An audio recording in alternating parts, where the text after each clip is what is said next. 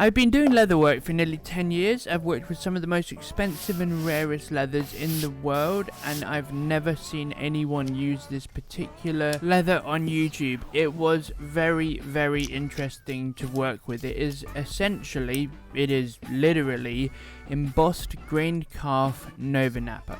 Now, one of the biggest difficulties I see people having with Nova Nappa is the fact that it marks quite quickly, it marks quite easily. Now, some people put that down to it being a beautiful leather to work with and therefore it ages really nicely, which is true. But some people say, well, if you're spending this amount of money on a piece, why would you want it to mark that easily? Well, I get both points. If you're a patina nut, then Nova Nappa is fantastic, but if you want a leather that doesn't mark very well, that really isn't for you.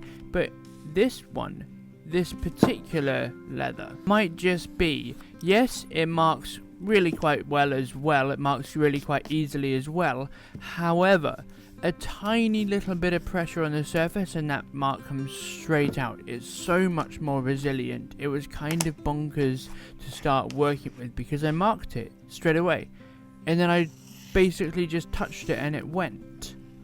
When you start moving away from your classic burnished edges towards the more luxurious turned edges, it requires quite a lot of practice with your skiving knife. It's quite a delicate procedure to do. And this is something I struggled with when I started leatherwork, but years ago, when I started thinking about leatherwork, I was really hesitant to begin because, like many of you, I saw all of these leatherworkers on YouTube and Instagram making bags and fancy wallets, but I didn't want to start because I didn't want to suck at it. The pressure of not wanting to suck at leather stopped me from doing it for a long time before I finally dove in, keeping me stuck in this limbo of not being sure how to really start. Taking one small impactful step, in my case, getting my hands on my first piece of leather really created meaningful momentum. Therapy can offer the support and fresh perspective that helped me recognize progress without requiring perfection from the start. When I started, I just couldn't get myself moving because I didn't want that lack of perfection to hinder the initial progress, because it all starts with that initial step. To begin with, I just could not get myself over that hump, and my therapist helped me see that actually to get to be where I wanted to be, I had to take that first initial imperfect step. Paid partners like BetterHelp allow me to continue making these videos for you guys. One thing about starting therapy most people struggle with is finding the right therapist for you. BetterHelp makes this process ridiculously easy. You simply fill out an online quiz and get matched with a credentialed therapist who suits you best out of hundreds available in the UK and overseas. Not only that, but if the first therapist you match with isn't quite the right fit, you can switch at any point with no costs at all to find the right one for you. To get started with BetterHelp today, simply use my link in the description or go to betterhelp.com/Will Hodges and get 10% off your first month of therapy. Thank you again, BetterHelp, for supporting this channel. And let's get back to the build. Like I was saying, it requires quite a lot of practice with your skiving knife. All of the pockets will have a turned edge at the top of them. But as we build out our collection at Treve, which is my brand, I don't just make YouTube videos, my brand is called Treve. The link is in the description box below if you would like to order something, well, have something commissioned, and it might just turn up on YouTube, who knows. But the great thing about this leather being a Nova Nappa is that it creases ridiculously well. And yes, if you've been watching my channel for a while, you know that I do absolutely love this particular leather. I find it just gorgeous to work with. It creases beautifully, it embosses beautifully, it basically takes heat really, really well. And this kind of looks like one of those American footballs that I don't actually know much about. It's not that article, I'm aware, but it kind of looks a little bit like that. So this is the skiving I was talking to you about. So we've bell knife skived the edge 10mm away. I've done a full tutorial on turned edges, so please go check that out if you would like a full overview on it.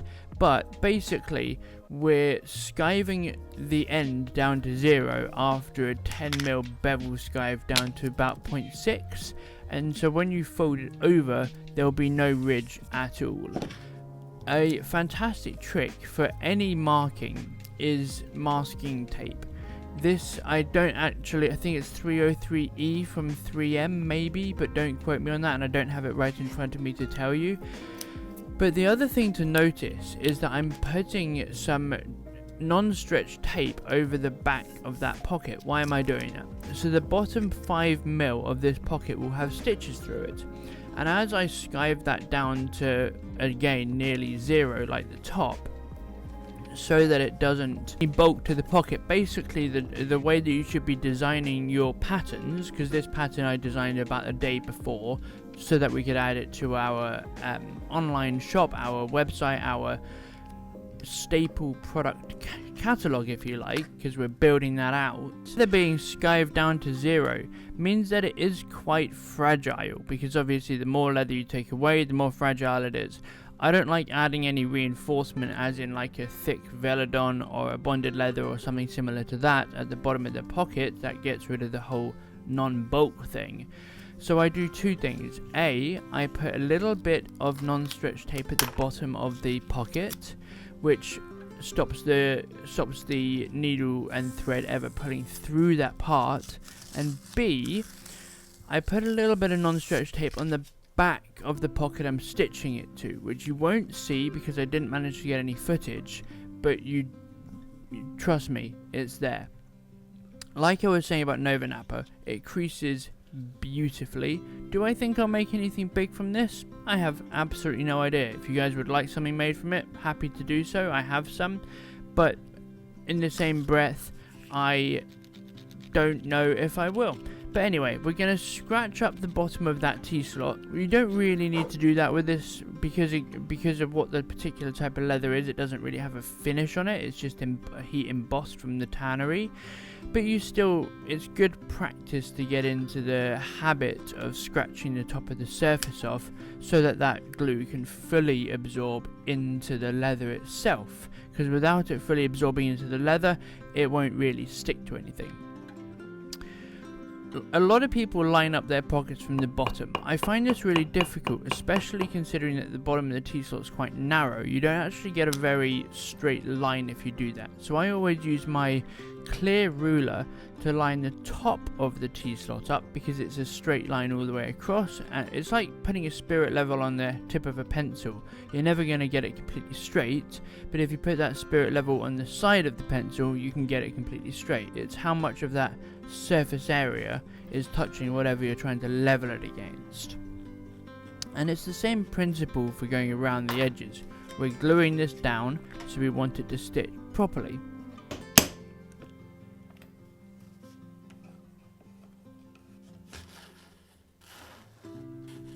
Now for the bottom of these pockets, because I want a little bit more strength to it, I'm using a 0.55mm thread, which is a bit thicker than I'm going to use for the rest of this. I'm going to use a 0.45mm thread for the exterior stitches, the one that you'll see.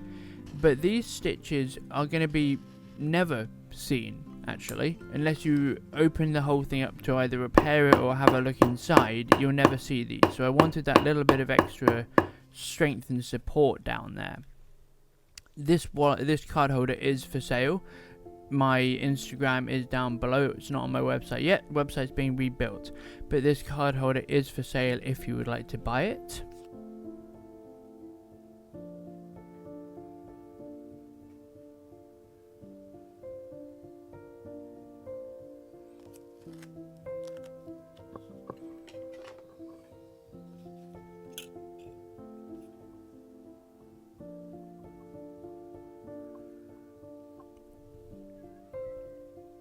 Now, I've spoken in a lot of videos before about not laminating pieces of leather together, and I'm going against that obviously right now, because the Nova Nappa in this, the grained Nova Nappa in this, is quite soft, and I didn't want this wallet to be too soft.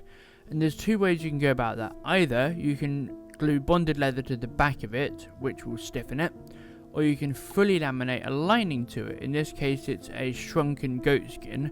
Both of these leathers are from Leatherbox, but they're not sponsoring this. there's a link to them in the description box below if you would like to order them yourself. It does help the channel out a little bit. But anyway, you can do two things: either bonded leather on the back, which will thicken it quite a lot and you have to hide that anyway, or you can fully laminate the lining. I went for the latter, and I went for the latter because I wanted to keep this thin. This goat was split down to 0.6 millimeters, so it's really quite thin. And in reality, when you look inside the stash pocket in the middle of this, you're never going to see those tiny little stitches poking through at the bottom. So I didn't really mind too much actually about a little lump at the bottom basically.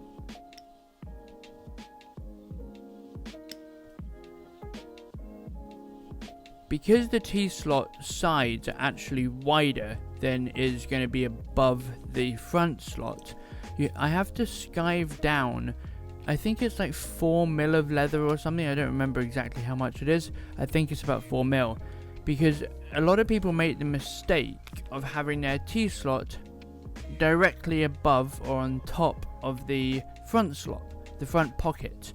And the problem that you'll have there is that if you accidentally, one of the pricking holes, one of the stitching iron teeth between those pockets, is that it will separate them, and then you'll see the leather that's underneath and it won't look very pretty. So I always try to design my T-slots so that they overlap basically by a couple of mil. So regardless of if you have to move the front slot out slightly to get your stitching marks perfect, you're never going to go between the layers, which you don't want to do.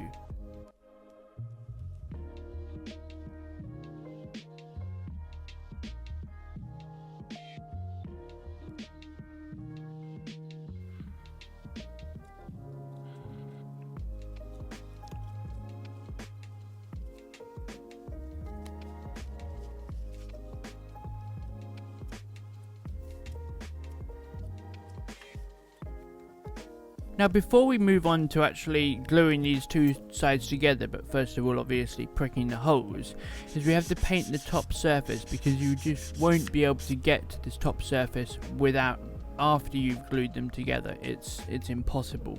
So we're going to do that, and then after we've glazed the top of it, polished the top of it with a hot iron, we need to scratch off the leather around the perimeter. Why do we do that? For the same reason we scratch off any leather, and the best way I've found to do that is just with the tip of a scalpel. We need to rough it up so that that glue can stick.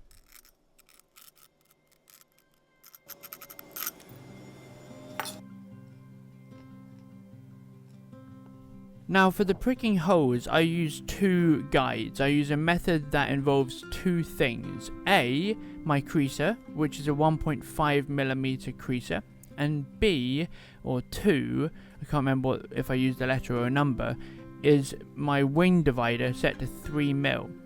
I've had a question before, do I actually use the wing divider in my normal work outside of YouTube?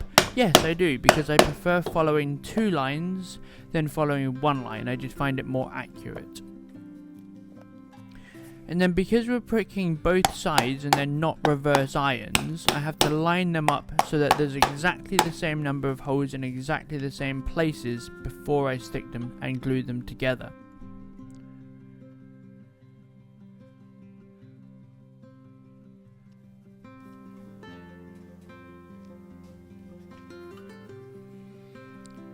Now it's very important when you're gluing your two sides together that the holes line up perfectly, and also that the top lines up perfectly.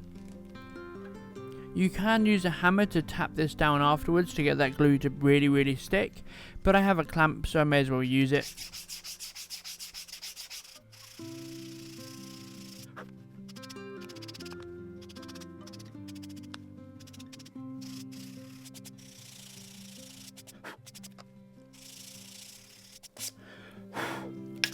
I do my first lot of sanding before I've actually stitched it together, and that's because the most important part of any project when you're working with fine leather goods and well done edges, so well painted edges, is sanding it. and I find I get a better sanding job on the edge if I sand it before I've stitched it, and obviously after, but before I stitch it I just find that those multiple layers come together much more easily.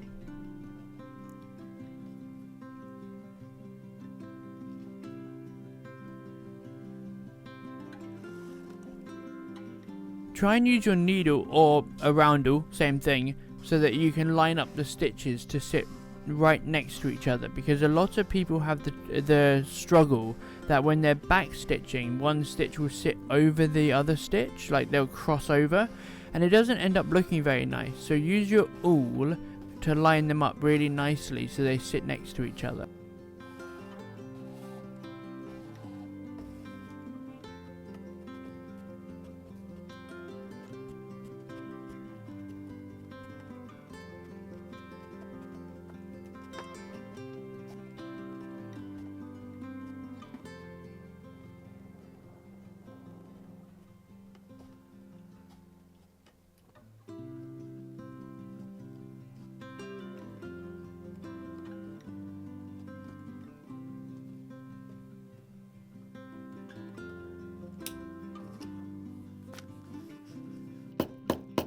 Don't forget to tap down your stitches after you've stitched them.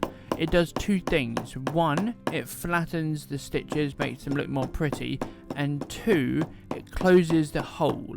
So the stitching hole is exactly that, it's a hole, and you want to close it around the thread so you get a tighter angle, and that's what a lot of people struggle with when they're trying to get a really nice angle to their saddle stitch, is that they don't tap it down afterwards.